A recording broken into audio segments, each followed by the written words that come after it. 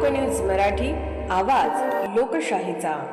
विटा शहरात आरोग्य सेवेचा विश्वासार्ह आधार आदिती मल्टी स्पेशालिटी हॉस्पिटल संचलित बंडगर हॉस्पिटल विटा, महात्मा फुले जन आरोग्य योजना, आयुष्यमान भारत व बांधकाम कामगार योजनेअंतर्गत शस्त्रक्रिया आणि उपचार पूर्णपणे मोफत, हाडांवरील सर्व प्रकारचे ऑपरेशन्स, वेदना निवारणासाठी ब्लॉक इंजेक्शन, डायलिसिस, मूतखड्यावरील सर्व प्रकारचे ऑपरेशन व उपचार, जनरल सर्जरी, अपेंडिक्स, हर्निया, मूळव्याधवरील ऑपरेशन व उपचार पूर्णपणे मोफत। सावरकर नगर, खानापूर रोड, विटा। संपर्क आपल्या स्क्रीनवर।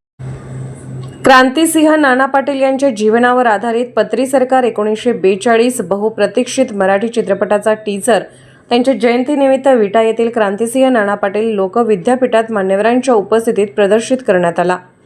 1942च्या स्वातंत्र्य लढ्यात क्रांतिसिंह नाना पाटील यांनी उभारलेल्या प्रतिसरकारच्या शौर्य गाथेवर आधारित हा चित्रपट लवकरच प्रेक्षकांच्या भेटीला येणार आहे।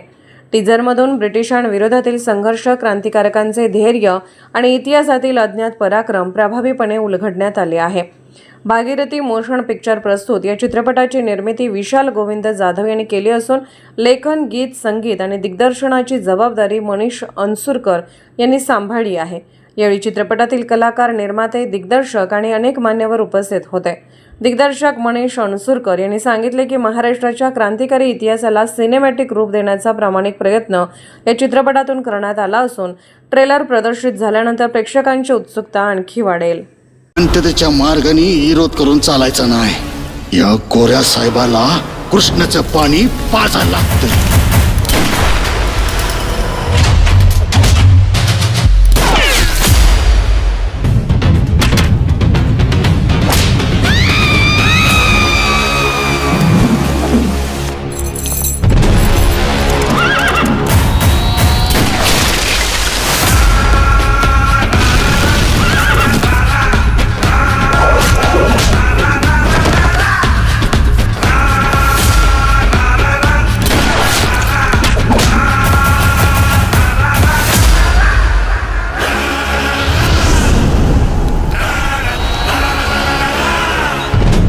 कोळ्या पेरल्यात, आता कोळ्याच उगवत्याल।